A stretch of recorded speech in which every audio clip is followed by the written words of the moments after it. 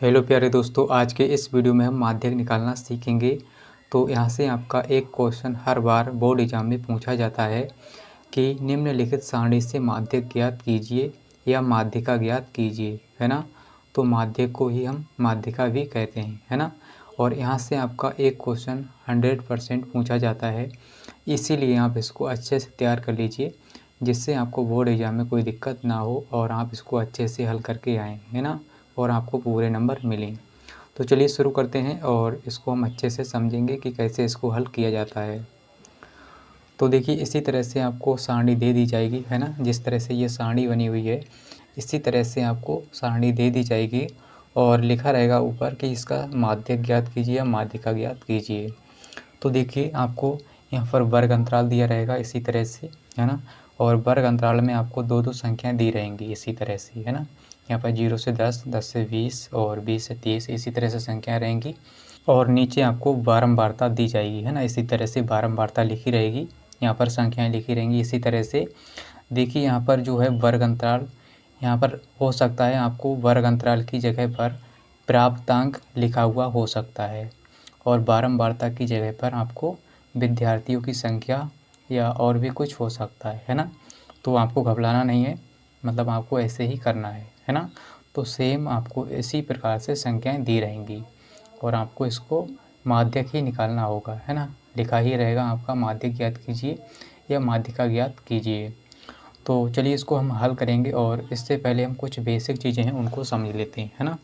तो देखिए, माध्यिका को हम यानी माध्यक को माध्यिका भी कहते हैं, है ना। माध्यक को इंग्लिश में कहते हैं मीडियन और इसको हम माध्यिका भी कहते हैं, है ना। तो चाहे माध्यक आ जाए या माध्यिका आ जाए, है ना, आपको इसको हल करना है। तो देखिए, बारंबारता को हम स्मॉल एफ से प्रदर्शित करते हैं। यहाँ पर क्या है, बारंबारता, तो इसको हम स्मॉल एफ से दर्शाते हैं यानी दिखाते हैं, है ना। और इसको इंग्लिश में फ्रीक्वेंसी कहते हैं, इसीलिए हम यहाँ से पहला अक्षर यहाँ से एफ लिया गया है। और देखिए, संचयी बारंबारता को हम सी एफ से दर्शाते हैं, है ना। संचयी बारंबारता अभी हम निकालेंगे और इसको इंग्लिश में कहते हैं कम्युलेटिव फ्रीक्वेंसी।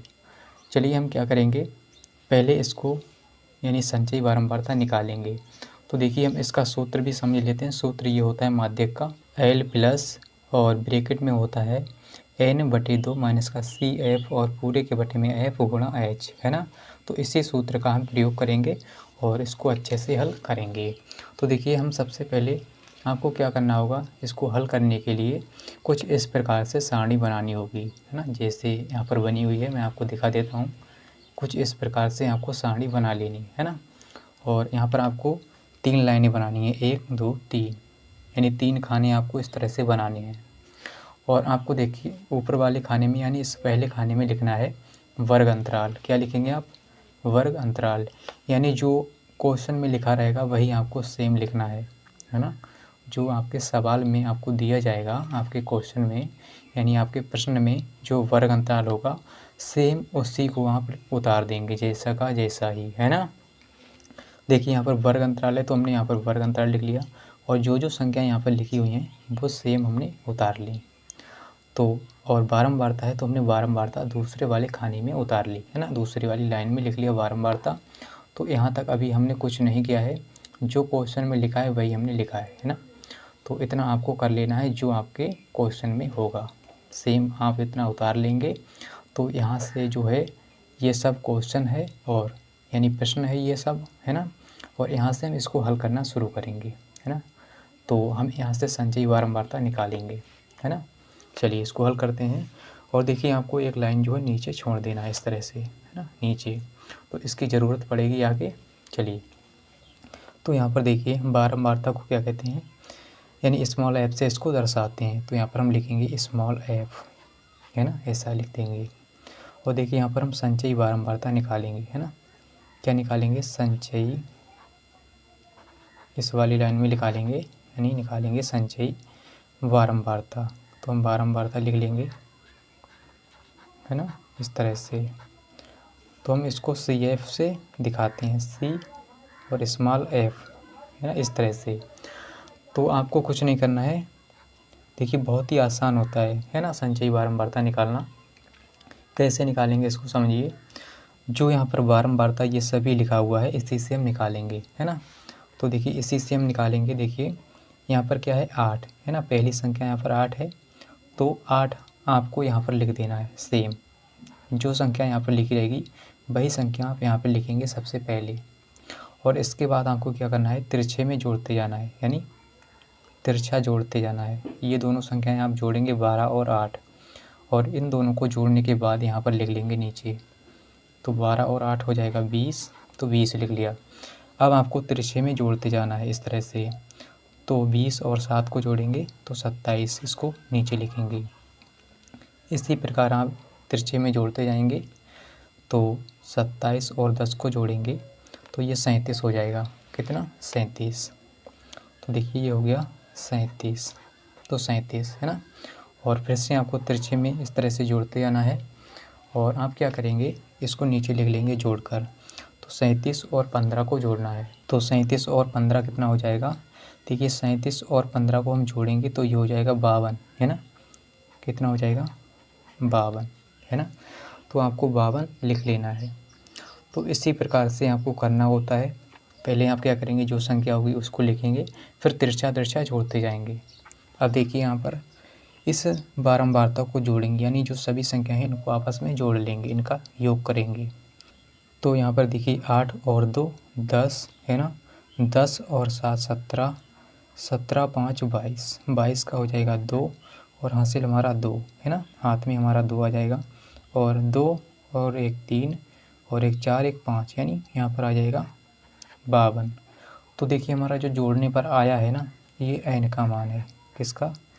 n का मान, है ना। तो देखिए हम क्या करेंगे, जो हमारी संख्या यहाँ पर आएगी, यानी जो n का मान आएगा यहाँ पर, है ना, तो वही यहाँ पर आना चाहिए, है ना, वही संख्या यहाँ पर भी आना चाहिए।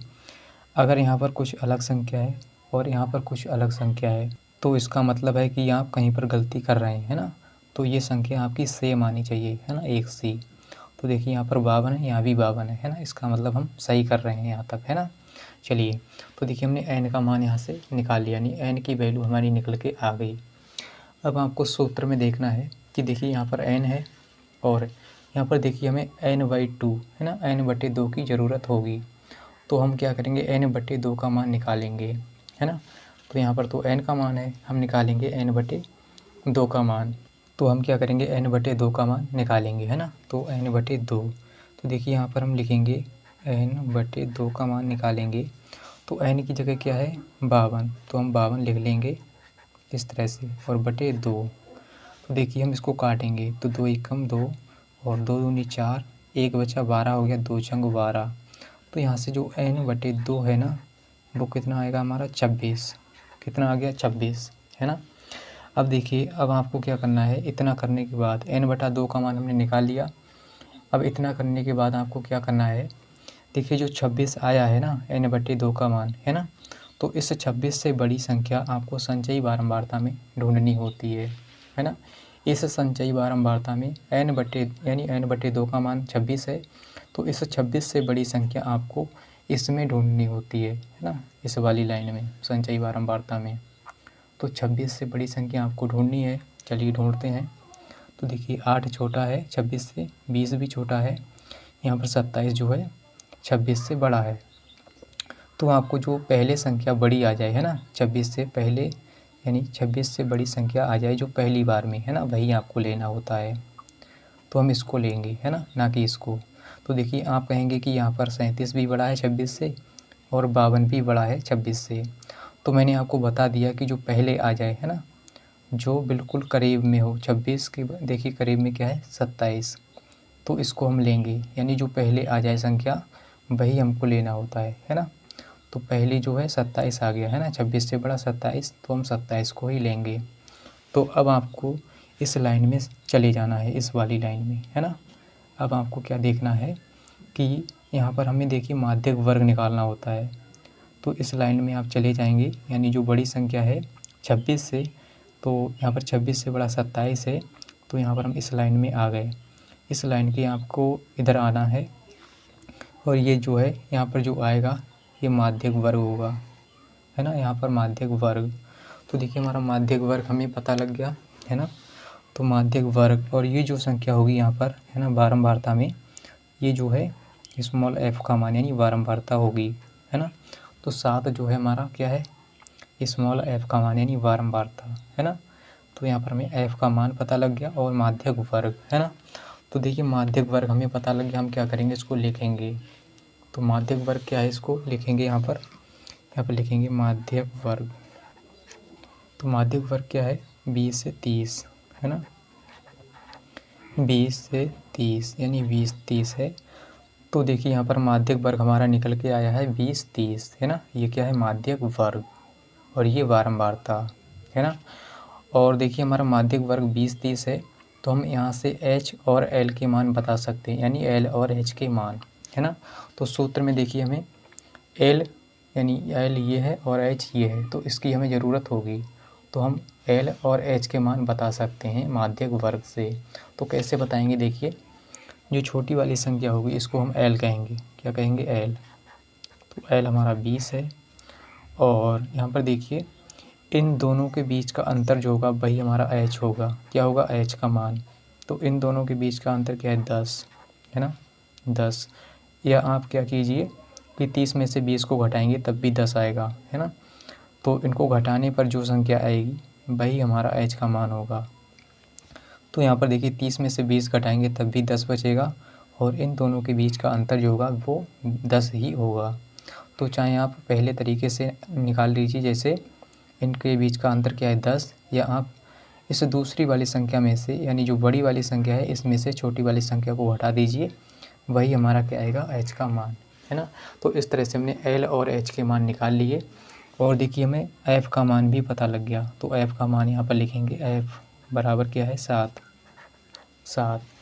तो अभी हमें CF का मान निकालना है। तो देखिए CF का मान कैसे निकालेंगे, इस f के ऊपर चले जाना है, यानी इस लाइन के सीध में, है ना। तो जो f का मान है f बराबर 7, तो इस लाइन में आपको चले जाना है इसके ऊपर, है ना, एक लाइन ऊपर इस सीध में जाएंगे इस तरह से आप।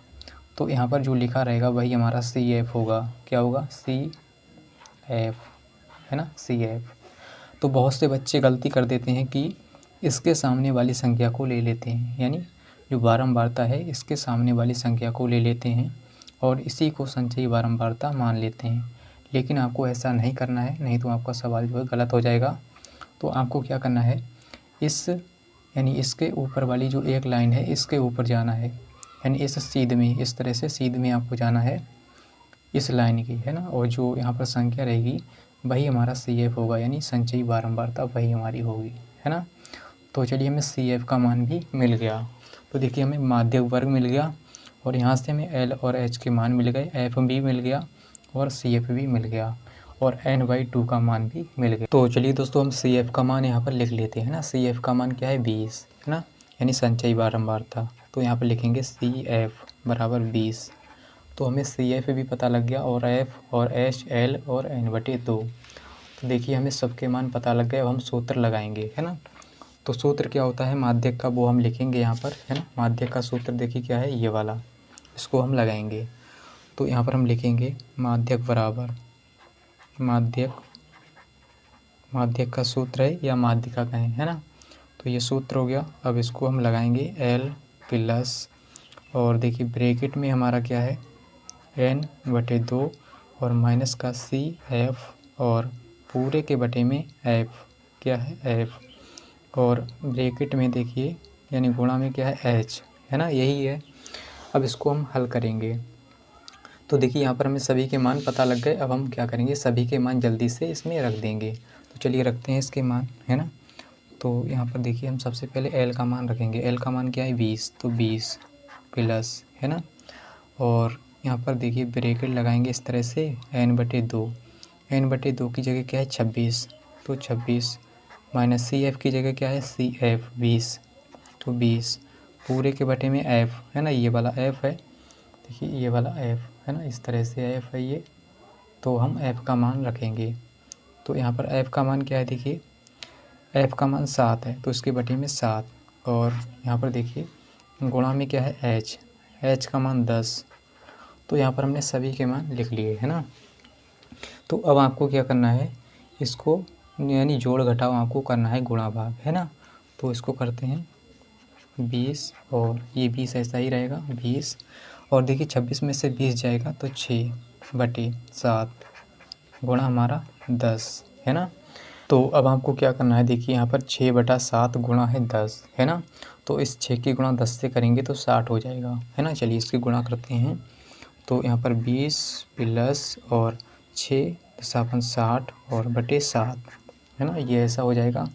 और देखिए हम क्या करेंगे, इसको काटेंगे तो 7 एकम 7, तो इस तरह से हम काटेंगे। अब इसको हम जोड़ लेंगे 20 और प्लस 8.57, इसको हम जोड़ेंगे तो कितना हो जाएगा 20 और 8 28, सॉरी इस तरह से आपको लिखना है। देखिए यहाँ पर हो जाएगा 28.57, यही हमारा आंसर हो जाएगा, है ना, 28.57। तो उम्मीद करता हूँ कि आपको समझ में आ गया होगा कि माध्यक कैसे निकाला जाता है, और माध्यक को हम माध्यिका भी कहते हैं, है ना। और समझ में आ गया तो इस वीडियो को लाइक कर दीजिए और अपने दोस्तों के साथ भी इस वीडियो को शेयर करिए ताकि वो भी देख पाएँ। और अभी तक आपने इस चैनल को सब्सक्राइब नहीं किया है तो सब्सक्राइब कर लीजिए और मिलते हैं अगली वीडियो के साथ। आज के लिए इतना ही, जय हिंद।